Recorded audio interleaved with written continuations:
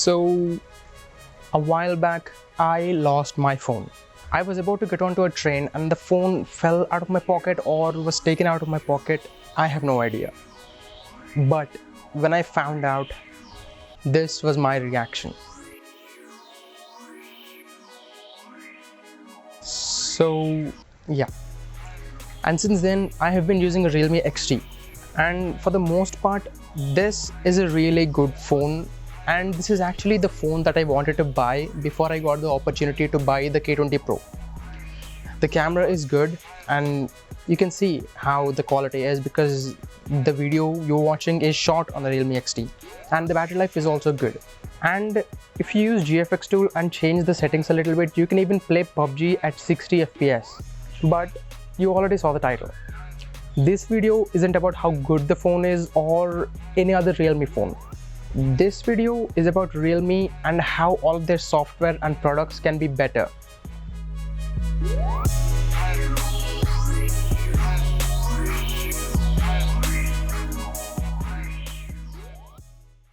When Realme released their first flagship, the Realme X2 Pro, they also announced their own software for their phones, Realme UI. Before this software was released, the news said that this would be a lightweight and faster UI similar to stock Android. So basically OxygenOS from the OnePlus phones. But I had my doubts. And just as I thought, Realme UI is almost exactly the same as ColorOS from Oppo.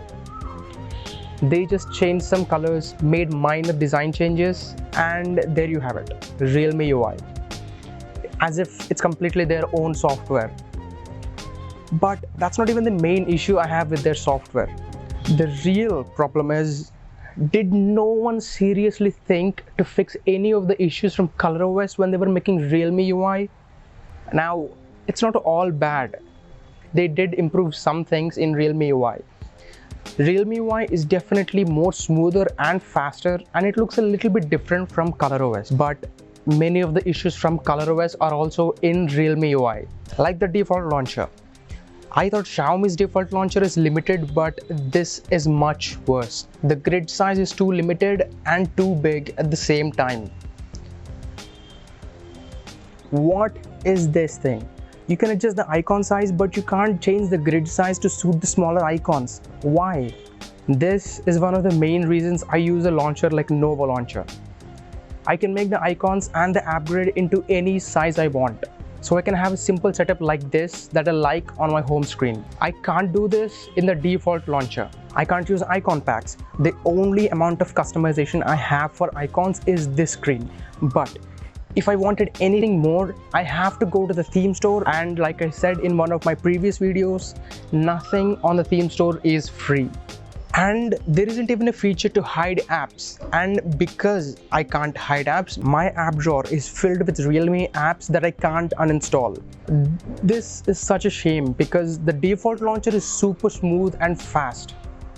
Next, the camera app. If I want to change the resolution to shoot video, I have to go into the settings to change it. Why not just put these options in the main video mode? The macro mode and the pro mode are all in this more option at the end of the list. Why? This phone has a dedicated macro camera.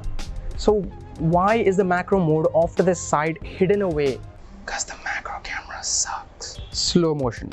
I love cool slow motion shots, and I use it to film shots for my videos when I'm showing any gadget or a phone. But there isn't a 480 FPS setting.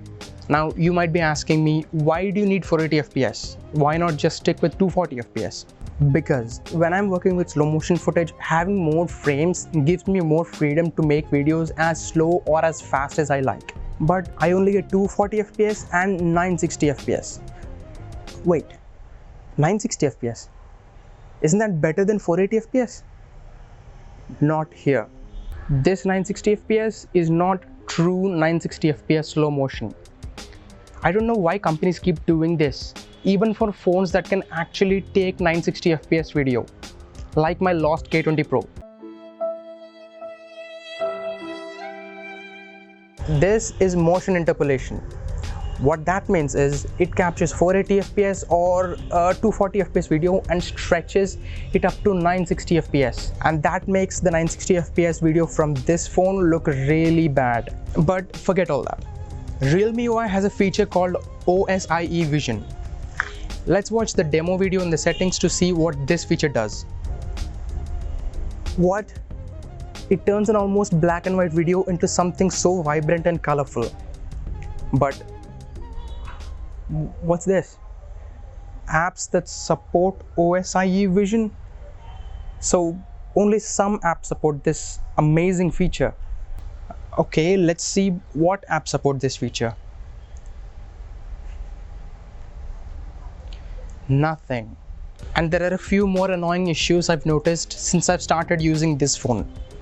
The search bar in the settings is very specific. I have to type exactly what I'm searching for. Even if one of the letters is off, it won't show the setting. And I swear, every time there is an update for the phone, the ringtones I set are wiped. At first I thought maybe I'm imagining it or I actually didn't set a ringtone, but I swear I did. And I can't change the lock screen wallpaper from Google Photos or any other third-party gallery app. I can only do this from the default gallery app. But there are minor inconveniences in MIUI 11, like the fact that you can't change the lock screen wallpaper from any third-party gallery app like Google Photos. This is just weird. And there's one more really annoying bug. The damn notification shade gets stuck on my screen, and I can't just swipe up on the screen like usual to close it.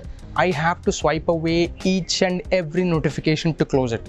This is especially annoying if this happens when I'm watching a movie or playing a game. And one more thing. As I was writing the script for this video, I got the June security patch and it fixed none of these issues. They just added a new charging animation on the lock screen. Like, this is useful. Let's keep going. I also have to talk about how crazy Realme the company is. A little quiz for you. When do you think Realme released their first phone?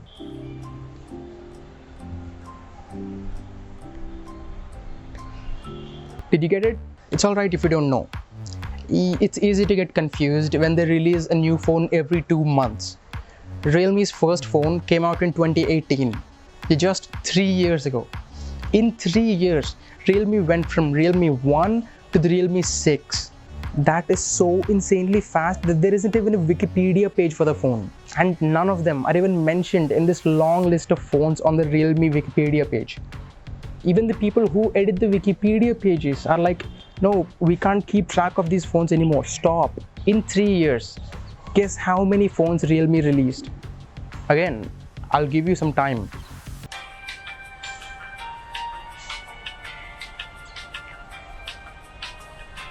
It's 32. 32 phones in 3 years. That's almost one new phone every month. This is how they had a sales growth of 800% last year.